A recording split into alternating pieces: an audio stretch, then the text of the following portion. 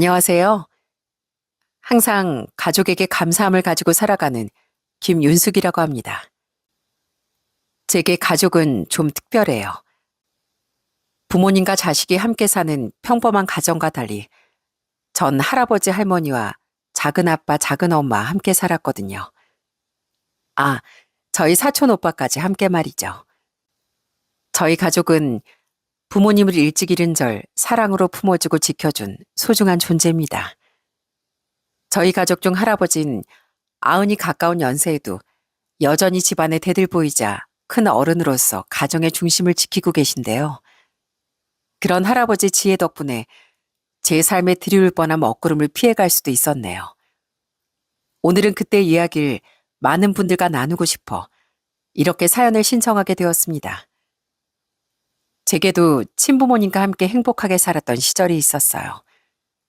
저희 아빠는 중학교 선생님이셨고 엄만 초등학교 선생님이셨는데요. 교편을 잡는 분들이어서 그런지 때론 엄격하셨지만 평소엔 아주 다정하고 사랑이 넘치는 분들이셨죠. 그런 두 분은 저도 많이 아껴주셨지만 두 분 사이 금술도 정말 좋으셨답니다. 하지만 제가 8살 때 아빠가 교통사고로 세상을 떠나며 행복은 산산조각이 나고 말았어요. 여보, 제발 나만 두고 가지 마. 당신 없이 대체 어떻게 살라고 나랑 우리 윤숙이만 이렇게 두고 가는 거야? 그때 엄만 혼자 절 키우기 위해 힘을 내려 노력하셨습니다. 엄만 절 위해 항상 씩씩한 모습을 보이려고 노력하셨죠. 어머님, 아버님, 우리 윤숙이 좀 잠깐만 맡아주세요. 제가 급한 볼일이 있어서요. 아이, 어딜 가는데 학교 휴가까지 냈어? 무슨 일 있어? 다녀와서 말씀드릴게요. 저희 윤숙이 꼭 좀 잘 좀 부탁드려요. 아빠가 돌아가신 지 1년 뒤 엄만 저를 할아버지 할머니 그리고 작은 아빠 작은 엄마에게 잠시 맡기셨습니다. 작은 아빠는 할아버지 할머니와 함께 살고 있었거든요. 작은 아빠 작은 엄만 결혼을 일찍 하신 편이었는데 그래서 그 집엔 저보다 3살 많은 사촌 오빠도 살고 있었고요. 엄만 제게 사촌 오빠 사이좋게 지내고 있으라며 웃어 보이곤 등을 돌려 나가셨죠. 그리고 그건 제가 본 엄마의 마지막 모습이었어요. 이거사, 아무리 슬퍼도 살아야지. 애를 생각해서라도 살았어야지. 그때 엄만 저를 4분께 맡기고 아빠의 곁으로 가버리셨습니다. 알고 보니 학교도 휴가가 아니라 아예 사표를 내셨더라고요. 엄만 그렇게 모든 준비를 마친 뒤 스스로 생을 마감하셨던 거죠. 이런 짧은 유서를 남기고서요. 어머님, 아버님, 무책임하게 아이를 부탁하고 가는 절 용서하지 마세요. 저 노력해봤지만 남편 없는 세상을 도무지 살아갈 수가 없을 것 같아요. 제가 옆에 없으면 잠도 잘 못 들던 그 사람이 하늘에서 혼자 얼마나 외롭겠어요. 두 분의 손녀 윤숙이 많이 아껴주실 거라고 믿습니다. 서방님, 동서, 우리 윤숙이 잘 부탁해. 모두 죄송합니다. 엄만 외할머니와 외삼촌과 사이가 좋지 않으셨어요. 하도 차별을 받고 자라셔서요. 그렇게 기댈 곳 없던 엄마에게 아빠는 세상 전부나 다름없었던 겁니다. 엄만 그런 아빠 없인 이 세상을 살아갈 용기가 없으셨던 거죠. 그렇게 엄마마저 떠나보낸 뒤 전 할아버지 할머니와 작은 아빠 작은 엄마 그리고 사촌 오빠와 함께 살기 시작했어요. 윤수가 이제 넌 여기서 사는 거야. 뭐 불편한 거 있으면 이 할애비한테 얘기해라. 어려워하지 말고. 알았지? 가족들은 모두 절 따뜻하게 맞아주었습니다. 하지만 전 처음엔 좀 어색하고 힘들더라고요. 부모님은 제게 친구 같은 부모가 되어주셨는데 할아버지네 집은 분위기가 좀 달랐거든요. 지금은 은퇴하셨지만 할아버진 당시만 해도 무역상사를 운영하는 회사 대표님이었습니다. 힘들게 자수성가해 회사를 키워온 분이어서인지 할아버진 근엄하고 엄격한 분이었어요. 저희 아빠도 작은 아빠도 엄격하셨던 할아버지에게 늘 깍듯하셨고 할머니와 작은 엄마도 마찬가지였죠. 그래서 전 어린 마음에 할아버지가 좀 무서웠습니다. 엄마 아빠 보고 싶어. 아휴, 우리 윤숙이 엄마 아빠 보고 싶어서 우는구나. 오늘은 이 할머니 할아버지랑 잘까? 이 할아버지가 등 두드려 줄게. 그런데 막상 함께 살아보니 할아버진 정말 자상하시더라고요. 처음에 전 새로 생긴 제 방과 그 집이 너무 낯설고 부모님이 보고 싶어서 많이 울었습니다.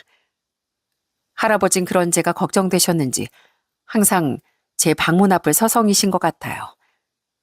제가 훌쩍이 있는 소리라도 들리면 조심스레 방에 들어와 절 달래주고 절 안고 할머니와 할아버지 방으로 데려가기도 하셨죠. 또 할아버진 낯선 학교로 전학하게 된 절 걱정해 한동안 절 학교까지 데려다 주기도 하셨습니다.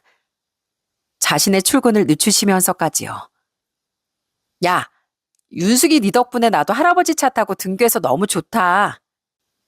이놈 철없는 소린 네 동생 학교에서 보면 잘 챙겨줘. 친구들하고 잘 지내고 있나 교실도 한 번씩 들여다보고. 알았지? 자, 윤수가 용돈 받아라. 이걸로 친구들한테 떡볶이 사준다고 해. 원래 먹을 것도 사주고 같이 간식 먹으면서 친구 사귀는 거야. 할아버진 평소 검소한 분이었습니다. 힘들게 사실 적에 자린고비로 살아오신 습관이 남아있으셔서요. 그런데 유독 제 앞에선 지갑을 활짝 여시더라고요. 작은 엄마 함께 나가서 제 원피스를 여러 벌 사오시기도 하고 학년이 올라갈 때마다 예쁜 책가방도 꼭 새로 사주시곤 했죠. 제게 그렇게 잘해주시던 할아버지가 저도 더는 무섭지 않았습니다. 할머니도 작은 아빠, 작은 엄마도 모두 좋아했지만 전 그런 할아버지가 제일 좋았어요. 아버진 윤숙이가 그렇게 예쁘세요? 우리 민우도 똑같은 손자인데 민우한테는 엄하신 편이잖아요. 그래도 민우도 손주라고 너희한테만큼 엄하게 안 했어. 아, 내가 민우를 얼마나 예뻐해 줬는데. 그리고 윤숙인 손녀잖니, 손녀. 우리 집안은 원래 아들만 많지 딸이 귀한 집이야. 무엇보다 내가 일찍 부모님 여의고 고아로 자라서 잘한다. 아무리 어른들이 잘해줘도 부모 없는 서름은 없어지지 않는 법이야. 그래서 내가 더 마음이 쓰이는 게다. 그러니까 혹시라도 서운해하지 말거라. 아이, 서운하긴요. 안 그래요. 그리고 민우도 애가 워낙 착하고 바른 애라 질투하기보단 윤숙이를 더 아끼잖아요. 그냥 신기해서 그러죠. 형 가기 전에도 윤숙이를 예뻐하신다는 건 알고 있었는데 같이 살아보니까 생각보다 손녀 사랑이 엄청나셔서요. 한 번은 어느 밤 작은 아빠 할아버지 이런 대화를 들은 적이 있었답니다. 그때 처음 알았네요. 할아버지도 부모님을 일찍 여의셨다는 걸요. 할아버진 부모님이 없는 아픔을 잘 알고 계셨기에 제가 더 안쓰러우셨던 겁니다. 할아버지가 저를 얼마나 아끼셨냐면 제가 초등학교 5학년 땐 이런 일도 있었어요. 아니, 윤수가, 너 울었어? 왜 눈이 그렇게 부었어? 친구들이랑 다퉜어요. 할아버지, 왜 친구들이 절 싫어할까요? 저 너무 서러워요. 뭐? 당시 전 함께 어울리던 친구들과 오해가 생겨 며칠 정도 많이 힘들어했습니다. 소외당하거나 한 건 아니었는데 그래도 너무 속상하더라고요. 그런데 할아버진 제가 학교에서 따돌림을 당했다고 오해하시더라고요. 다음날 할아버진 직접 저희 학교에 찾아와 마구잡이로 화를 내셨답니다. 누구야? 누가 우리 윤숙이를 울렸어? 너야? 아님 너야? 너희들 우리 윤숙이 따돌리냐? 할아버지, 그런 거 아니에요. 아니라고요. 당시엔 너무 창피했습니다. 할아버진 나중에 자신의 오해였다는 걸 알고 많이 민망해 하셨어요. 아주 뻘쭘한 표정으로 나중에 다시 학교에 찾아오셔선 아이들에게 피자도 돌리셨죠. 그때 금세 저와 화해했던 친구들은 학교를 졸업할 때까지 그 일로 절 놀렸답니다. 그래도 나중에 생각해보면 할아버지께 참 감사하더라고요. 절 얼마나 사랑하셨으면 그 점잖은 분이 물불 안 가리고 학교까지 쫓아오셨을까 싶어서요. 그렇게 전 할아버지와 다른 어른들의 사랑을 받으며 따뜻하게 자랄 수 있었답니다. 너무 할아버지 이야기만 적은 것 같은데 할머니와 작은엄마, 작은아빠도 제게 정말 잘해주셨어요. 작은엄마 아빠는 혹시라도 제가 사촌오빠 차별당한다는 느낌을 받진 않을까 걱정하며 오빠보다 절 먼저 챙겨주는 일도 많으셨죠. 전 잘하며 괜히 오빠에게 미안했었습니다. 할아버지도 할머니도 작은엄마마저 절 안쓰럽게 여겨 저를 먼저 챙겨주시는 것 같아서요. 하지만 평소엔 까불까불해도 속은 깊었던 오빤 괜히 오빠 눈치를 보던 제게 이렇게 말하곤 했습니다. 얌마, 나 네 오빠야, 오빠. 어른들이 너 아껴주신다고 나는 안 아껴주시냐? 아니잖아. 그리고 원래 마지보다 막내가 더 예쁨 많이 받고 잘한다고 하더라. 내 친구들도 동생한테 밀려서 툴툴대는 애들 많아. 그러니까 괜히 내 눈치 보지 마. 쓸데없이 소심해가지고선. 저 정말 가족 복 많은 사람이죠? 마지막으로 작은 아빤 제게 저희 부모님이 얼마나 좋은 분들이었는지 자주 말해주곤 하셨어요. 윤수가 이 작은 아빠 말이야. 세상에서 우리 형, 그러니까 너희 아빠를 제일 좋아했었어. 너희 아빤 욕도 한마디 할 줄 모르던 선비 같은 사람이었는데 난 그렇게 점잖은 네 아빠가 참 멋있더라고. 너희 할아버지도 집에서 선생님이 나왔다면서 얼마나 좋아하셨는지 몰라. 너희 엄마도 참 잘 웃고 밝은 사람이었는데 윤수가 넌 분명 아주 멋진 어른으로 자랄 거야. 분명 너도 착하고 근사했던 너희 부모님을 닮을 테니까. 네 부모님이 얼마나 좋은 사람들이었는지 자식이 너만은 절대 잊으면 안 된다. 알겠지? 저희 부모님이 누구보다 좋은 분들이었다는 사실. 그건 제가 제 스스로에게 자부심을 갖고 자라는데 큰 양분이 되었습니다. 그렇게 전 가족들의 사랑을 듬뿍 받으며 대학에 가고 직장인도 되었어요. 그 사이 할아버지는 대표직에서 물러나 작은 아빠에게 회사를 넘겨주셨고요. 할아버지는 서울의 노른자 땅에 6층짜리 건물 하나를 가지고 계셨는데 은퇴한 후론 그 건물에서 나오는 월세로 할머니와 함께 여유로운 노후를 보내셨죠. 그리고 오빤 사람 좋은 새언니를 만나 결혼을 하게 됐습니다. 이제 윤숙이 너 하나 남았구나. 에휴, 우리 손녀. 아까워서 대체 누구한테 시집을 보냈고. 서운하세요, 할아버지?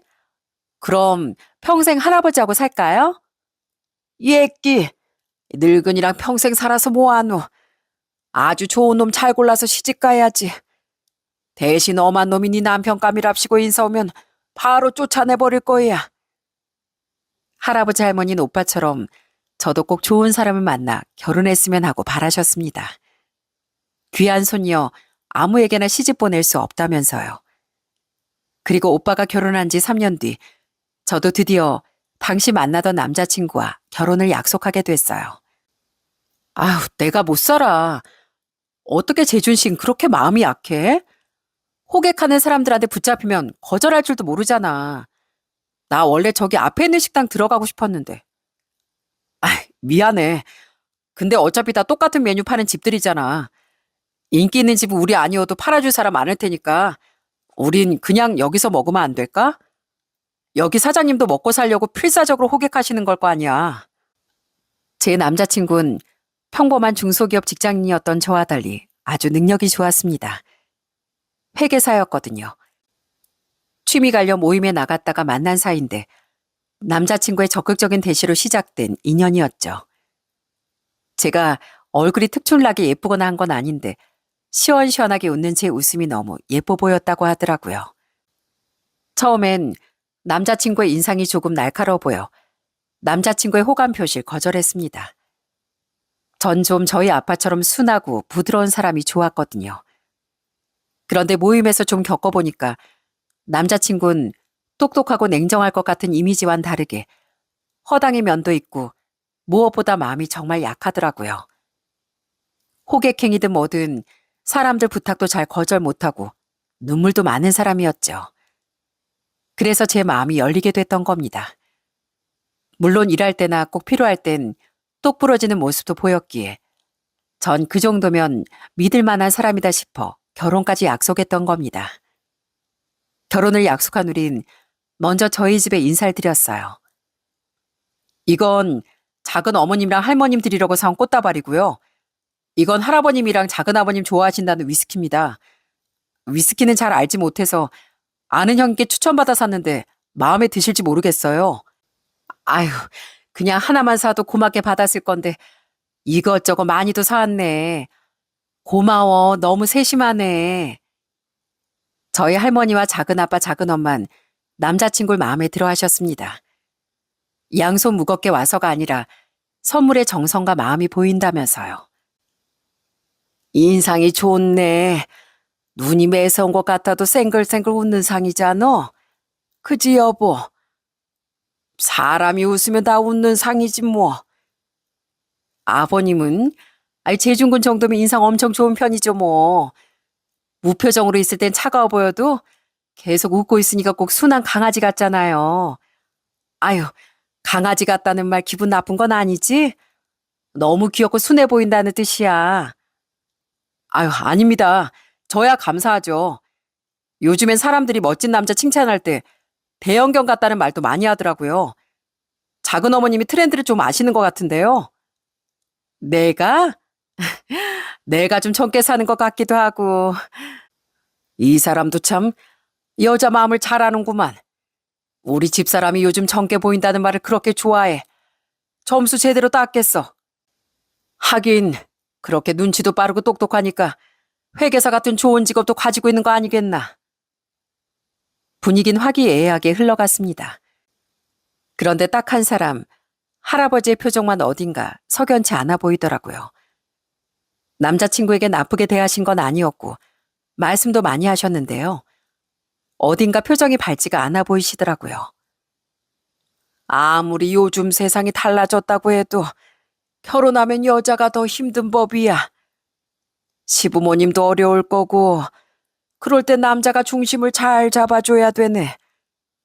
난 우리 윤숙이 눈에 눈물 내는 사람은 누구든 가만 안 둬. 내가 비록 나이가 올해로 88이나 됐지만 아직 우리 윤숙이 지켜줄 정도는 정정하네. 내 말 무슨 말인지 알겠지? 할아버진 가족들과 화기애애하게 대화하던 남자친구를 지켜보시다 가끔 저런 당부 섞인 말만 두어 번 하셨습니다. 그리고 남자친구가 돌아간 뒤 이렇게 말씀하셨어요. 할아버지, 제 남자친구 마음에 안 드세요? 왠지 표정이 썩 밝지 않으셨던 것 같아서요. 그러게요, 아버지. 전 그 친구 마음에 들던데요. 나도 그래, 여보. 서글서글한 게 윤숙이한테도 잘하고 살 것 같던데 당신 표정이 어딘가 석연치 않아 보여서 괜히 난 당신 눈치 봤잖아. 그게 마음에 안 드는 건 아닌데 뭔가 애매해. 사람이 착한 건 같은데 내가 원래 사람 잘 보는 거 알지? 이상하게 인상이 뭔가 걸려. 당신도 참 사람 좋기만 하구만. 당신도 이제 늙었나 보. 그런 할아버지 말씀이 조금 찝찝하더라고요. 하지만 다른 어른들은 모두 남자친구가 마음에 든다고 하셨고 할아버지도 마음에 안 드는 건 아니라고 하셨기에 그냥 넘어갔습니다. 할아버지가 반대라도 하셨으면 저도 뭔가 깨름직했을 텐데 그렇진 않으셨으니까요. 그리고 얼마 뒤 전 예비 시댁에 인사를 갔습니다. 한 손엔 소고기를, 한 손엔 고급 로션 세트를 들고서요. 예비 시부모님도 남자친구 여동생도 절 반갑게 맞아주더라고요. 그날 분위기는 참 좋았습니다. 예비 시모가 차려주신 진수성찬도 정말 맛있게 먹었고 정답게 둘러앉아 과일도 먹으며 우린 대화를 이어갔어요. 그래, 회사 다닌다고? 그 마케팅인가 뭔가 하는 일 한다지? 재준이가 그러더라고. 네, 맞아요. 그쪽 일이 적성에 잘 맞더라고요. 부모님이 참 좋아하시겠네. 딸이 이렇게 예쁘고 야무지고 똘똘해서 말하는 걸 보니까 아주 똑부러지겠어. 우리 딸도 윤숙이 너처럼 여자애가 좀 더 야무져야 할 텐데 원. 좋게 봐주셔서 감사해요, 어머님. 근데 전 부모님이 안 계세요. 아직 재준 씨가 말씀을 안 드렸나 봐요. 뭐? 부모님이 안 계시다고?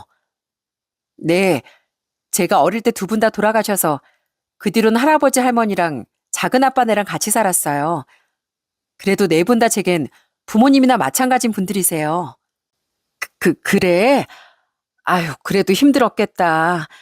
그런 아픈 사정이 있는 줄은 미처 몰랐네.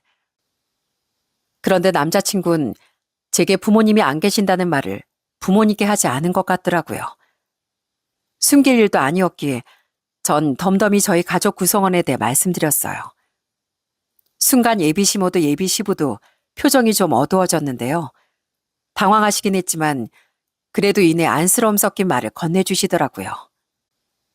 그냥 가만히 있지. 부모님 안 계신다는 말을 뭐하러 했어? 뭐? 아니, 어차피 작은 어머님 아버님도 네 부모님이나 마찬가지라며. 상견례 할 때도 그냥 두 분이 네 부모님이라고 말씀드리지. 왜 굳이 그런 거짓말을 해야 돼? 왜 재준 씨 부모님이 나 볼 때 색안경이라도 끼실까 봐? 그런데 그날 절 데려다 주며 남자친구가 황당한 말을 하더라고요. 그런 남자친구의 말에 동의하지 못했던 전 단호하게 입장을 정리했죠. 아니, 우리 부모님 그런 분들 아니야. 그냥 뭐 중요한 건가 해서 말한 거야. 오해하지 마. 나도 별 생각이 없어서 두 분께 말씀 안 드렸던 거고. 결혼이 얼마나 중요한 일인데 말씀드릴 거 말씀드리는 게 맞지. 굳이 숨길 일도 아니고 떳떳한 사정인데 난 불필요한 거짓말을 왜 해야 하는지도 모르겠고 애초에 그런 거 싫어. 그때 조금 찝찝한 마음이 들더라고요. 불필요한 거짓말을 쉽게 하는 사람이었나 싶어서요. 그래도 자신의 생각이 짧았다며 사과하던 남자친구의 말에 불편한 마음이 좀 지나갔었습니다. 양가 어른들의 의견 조율 후 상견례 날짜는 3주 뒤로 잡혔습니다. 그리고 상견례가 한 주쯤 남았던 어느 날 일을 하고 있는데 예비 시모에게서 전화가 걸려왔어요. 전에 제 번호를 남자친구에게 물어봐 뒀다고 하시더라고요. 예, 나 볼 일 있어서 강남역 근처에 와 있는데 너희 회사 이 근처지? 이따 같이 저녁이나 먹지 않을래? 네? 저희 회사는 합정역 쪽에 있는데요. 합정? 네. 제가 저희 회사가 강남역에 있다고 말씀드렸었나요?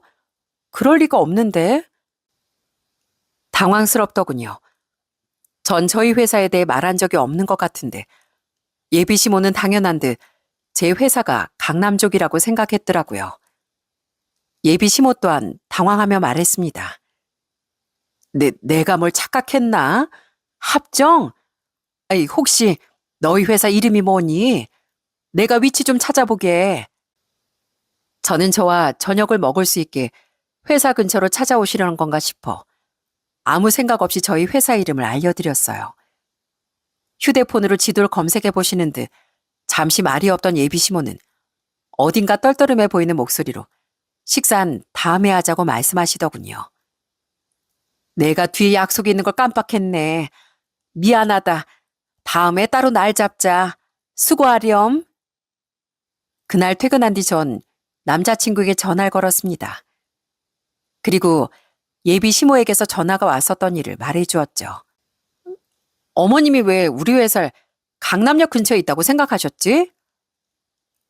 그거 착각하신 것 같은데 저번에 내가 내 친구 회사 근처로 친구 만나러 다녀왔다고 말씀드렸었는데 거기가 강남역 근처였거든. 알지? 우리나라에서 제일 유명한 대기업 중 하나. 내 친구가 거기 다녀. 우리 어머니가 거기랑 헷갈리셨나 보다. 남자친구의 말에 그제야 예비 시모가 왜 그런 착각을 했는지 이해가 갔습니다. 그땐 미처 알지 못했어요. 그 사소한 사건 속에 어떠한 속사정이 숨어 있었는지 말이죠. 전 얼마 뒤 열린 상견례 자리에서 모든 진실을 알게 됐습니다. 반갑습니다.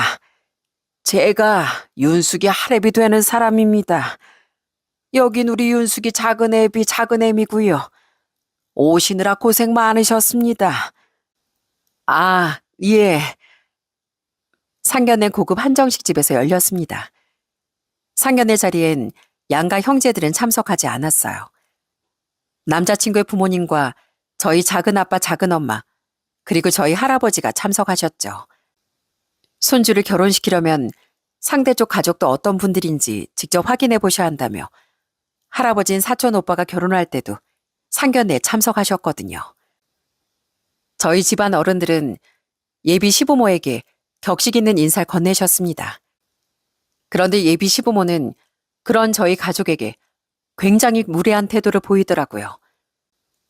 예비 시부는 떨떠름한 표정으로 아, 예 하며 고개만 까닥였고 예비 시모는 아예 말도 없이 고개만 까딱이더라고요.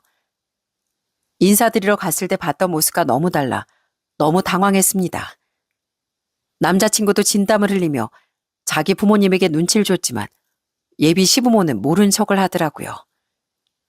그런 예비 시부모의 무례한 태도에 당연히 저희 가족도 기분이 좋지 않았죠. 그렇게 착 가라앉은 침묵 속에서 음식들만 착착 세팅이 되더군요.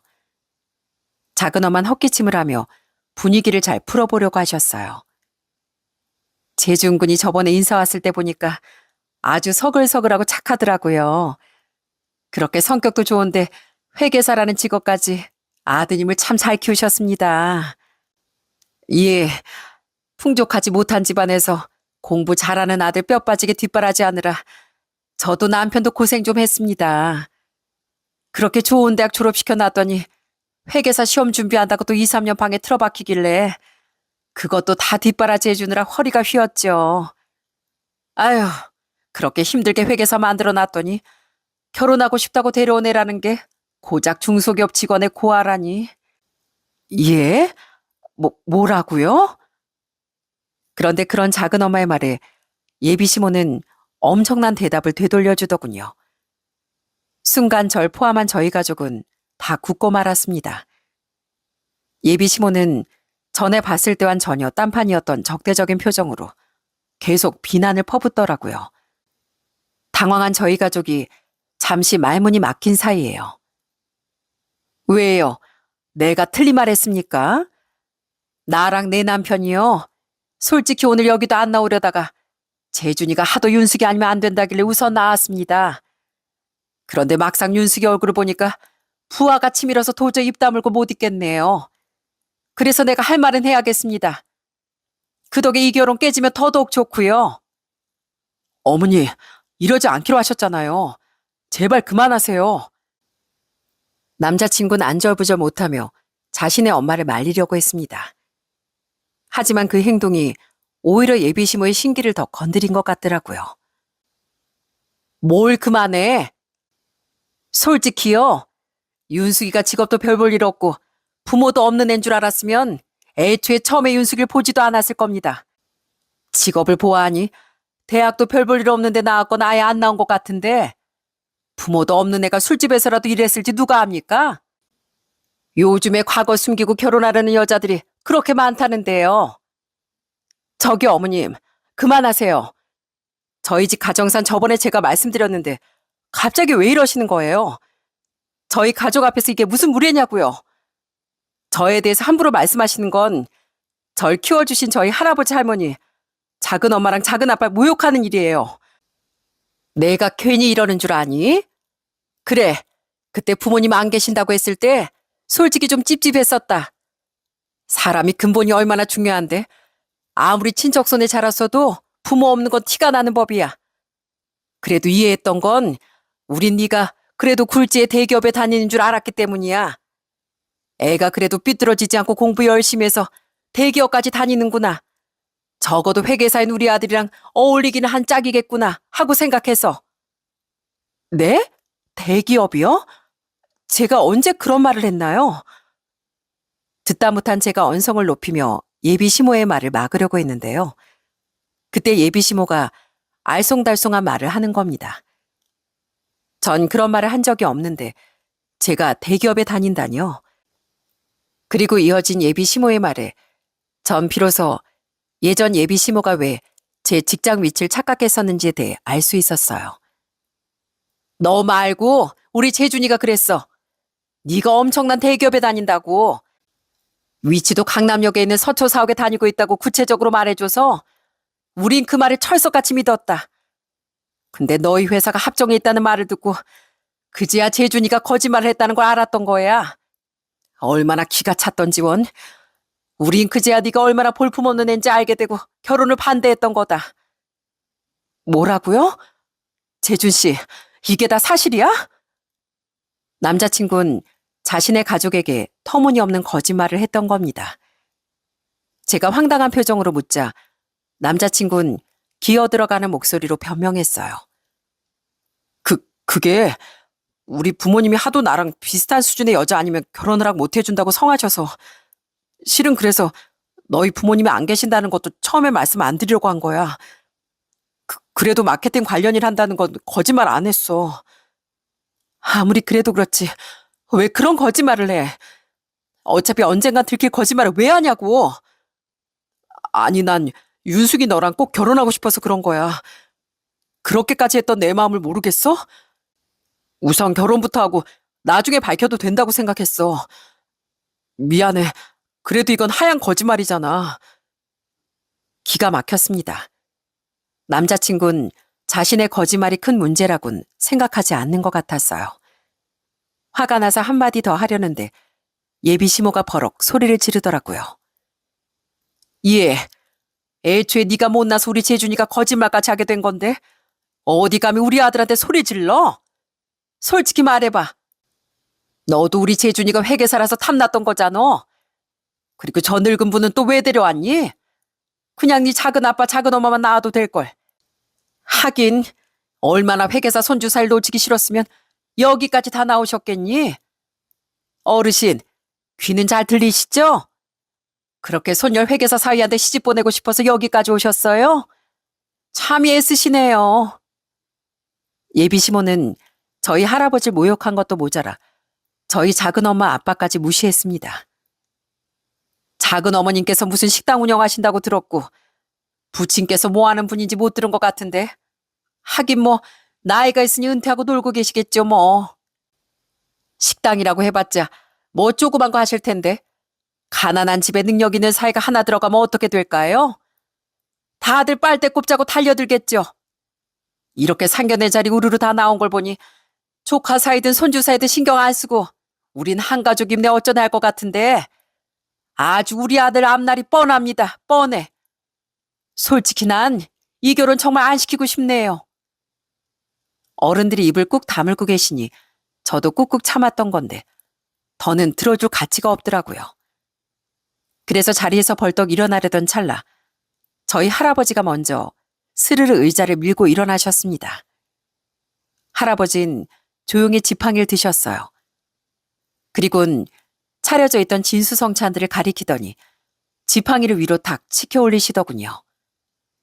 그건 바로 그것들을 다 치워버리라는 신호였습니다. 예, 아버님, 바로 다 치우겠습니다. 작은 엄마도 그걸 알아보고 깍듯하게 대답하셨어요. 예비 시부모와 남자친구는 순식간에 표정이 어리둥절해졌죠. 치워요? 뭘 치워요? 여기 이것들 좀 싹 다 치워주세요. 작은 엄만 예비 시모의 말을 무시하고 직원들을 부르셨습니다. 그러자 예비 시모는 굉장히 당황해하며 말했어요. 아니, 이미 나온 걸 왜 치우라고 해요? 우리 밥도 안 먹고 왔는데 이 비싼 음식들을. 결혼을 없는 건 없는 거고 기왕 온 거 밥은 먹어야죠. 여기가 얼마나 비싼 식당인데. 이 건물도 내 거고 이 한정식 집도 우리 며느리가 하는 건데 우리 가게 음식을 마음대로 치우든 말든 댁들이 무슨 상관입니까? 예? 그게 무슨 말이에요? 할아버지 알 수 없는 말에 예비 시모는 더더욱 어리둥절한 표정을 짓더라고요. 그때 식당 직원들이 들어와 할아버지와 작은 엄마에게 깍듯하게 인사했어요. 어르신 안녕하세요. 사장님, 이거 다 치우면 될까요? 네, 부탁드려요. 사장님?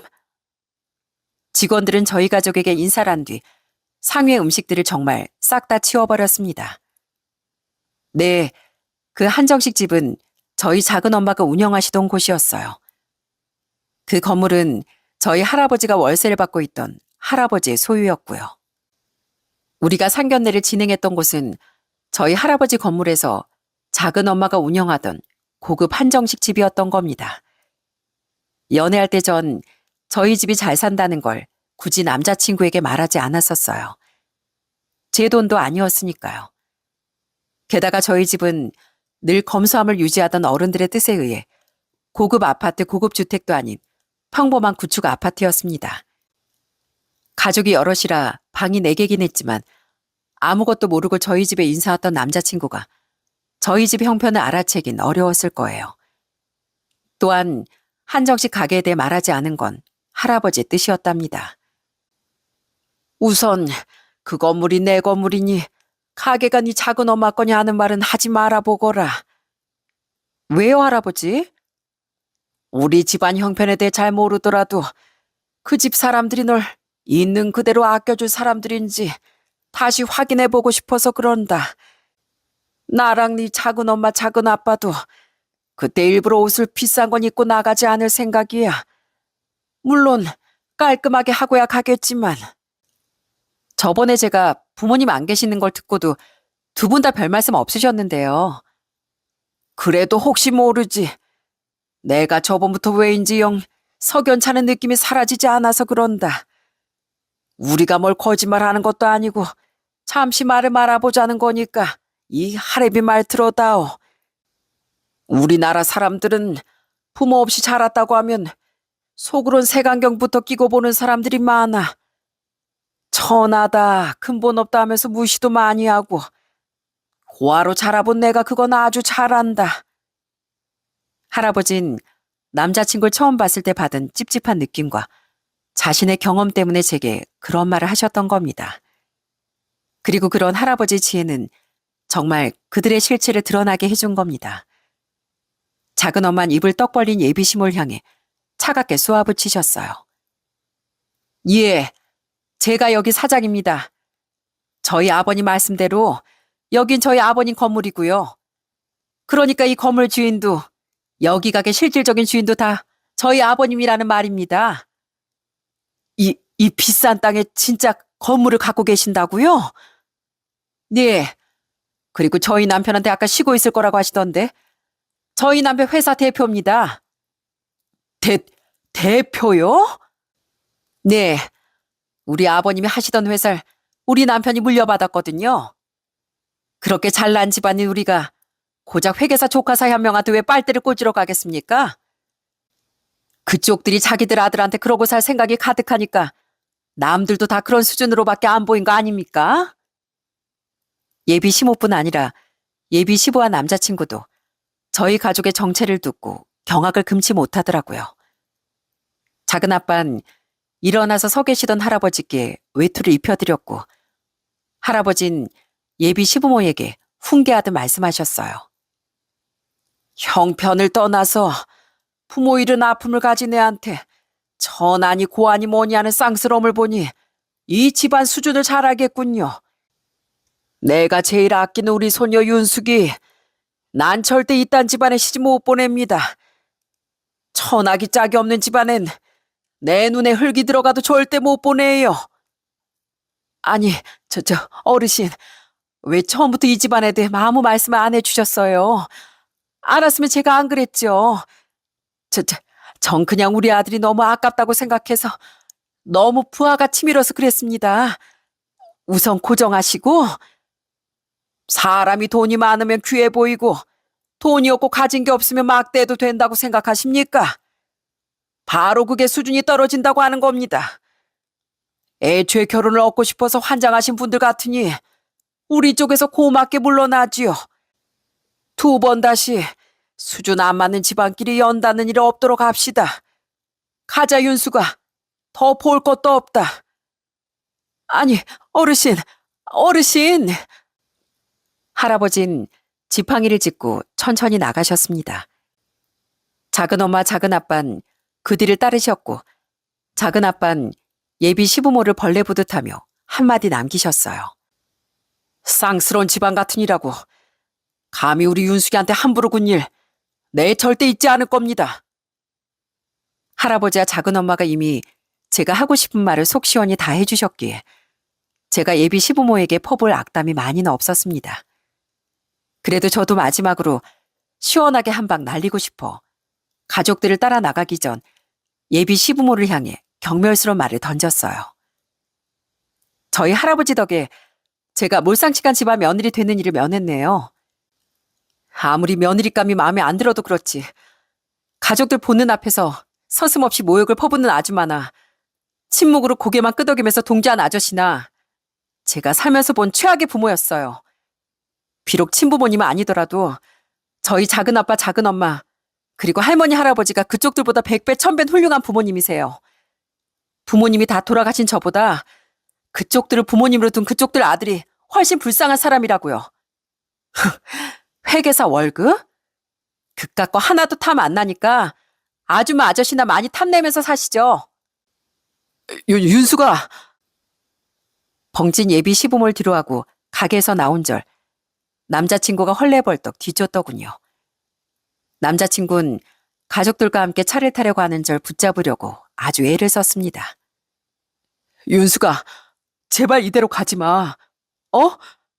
우리 부모님 잘못 내가 진심으로 사과할게. 할아버님, 작은아버님, 어머니 제가 이렇게 용서 구하겠습니다. 저희 부모님이 잘못하신 거지 원래 전 마음에 들어 하셨잖아요. 그러니까 제발 이 결혼만큼은 반대하지 말아주세요. 네?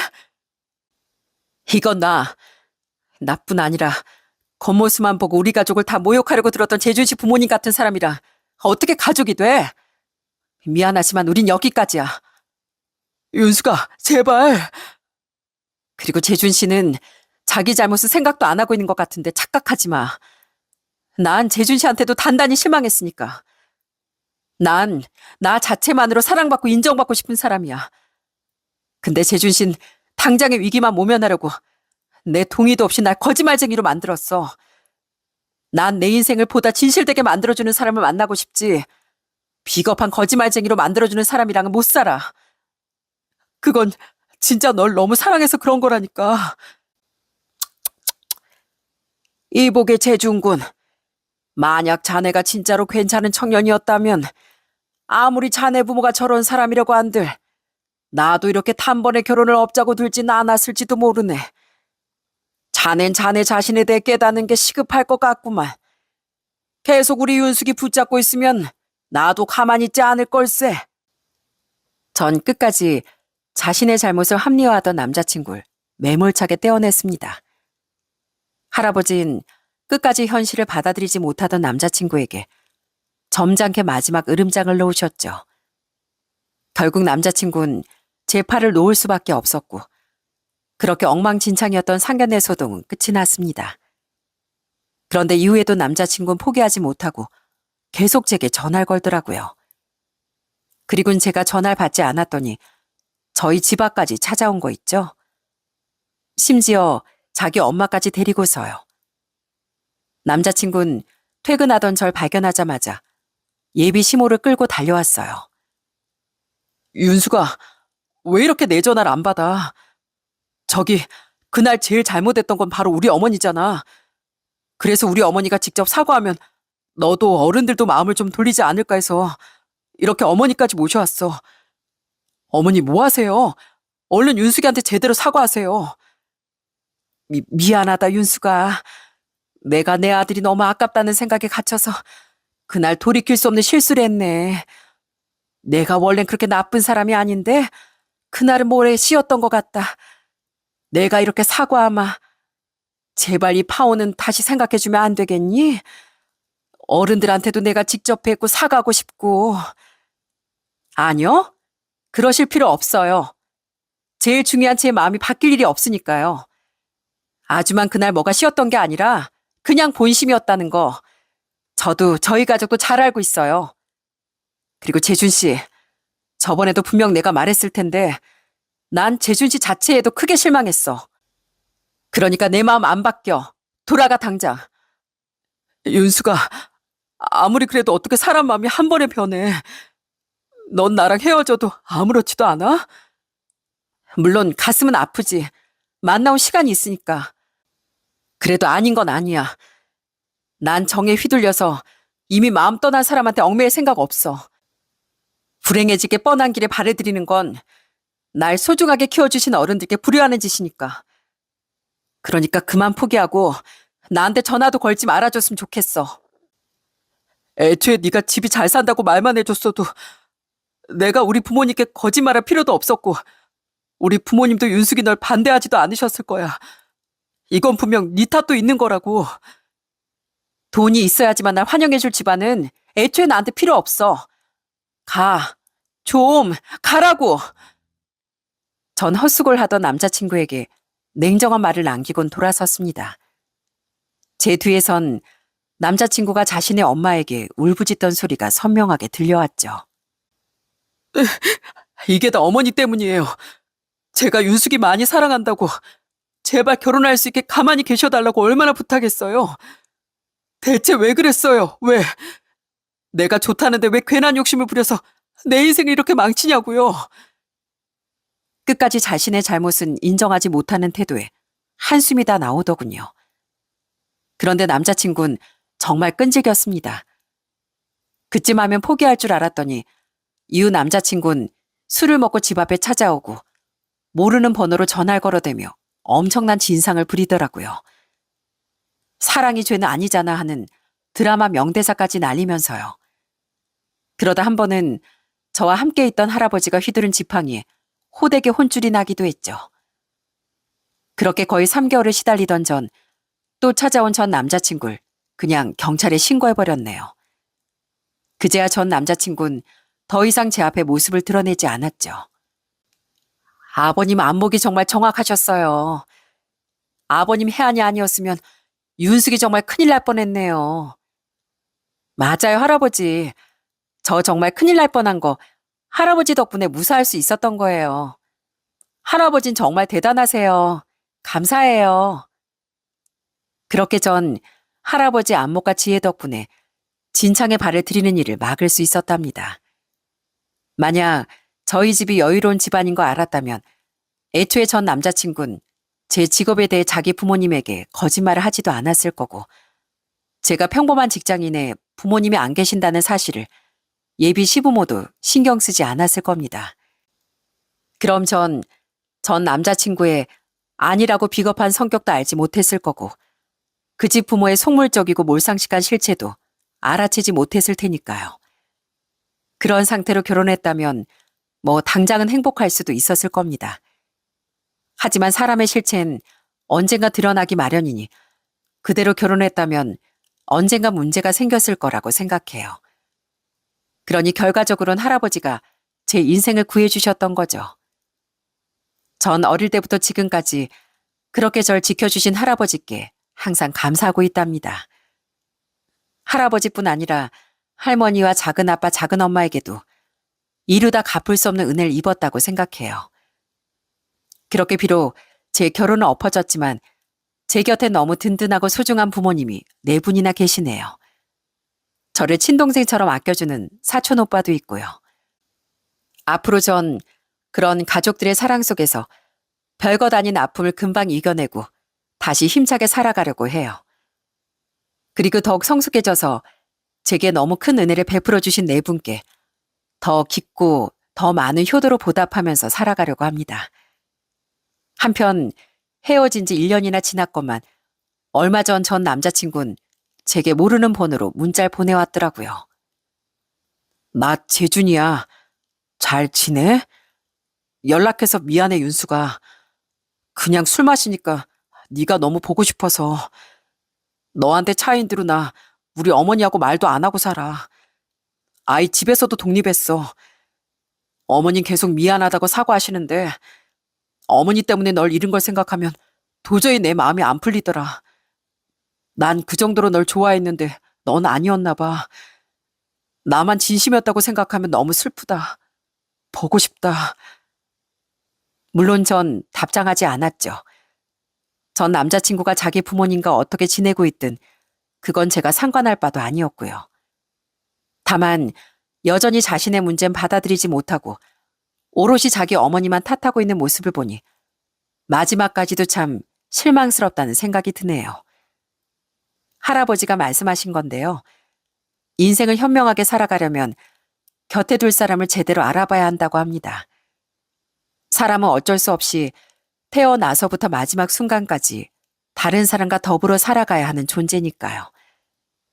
이곳엔 저보다 훨씬 연륜이 깊은 인생 선배님들이 많이 계시던데 여러분께서도 저희 할아버지 말에 공감하실 것 같습니다. 전 남자친구와 그 가족의 일로 전 사람을 알아보는 데 있어 더 신중해져야 한다는 배움을 얻었답니다. 그리고 제 사연이 많은 분께도 같은 메시지를 잘 전달드렸으면 합니다. 부디 제 사연을 들어주신 여러분 모두의 곁엔 진실되고 좋은 인연만 가득하셨으면 좋겠습니다. 그럼 전 이만 사연을 마치고 다시 일상으로 돌아가 보도록 할게요. 긴 시간 내어주셔서 감사드리고 모두 좋은 하루 보내세요.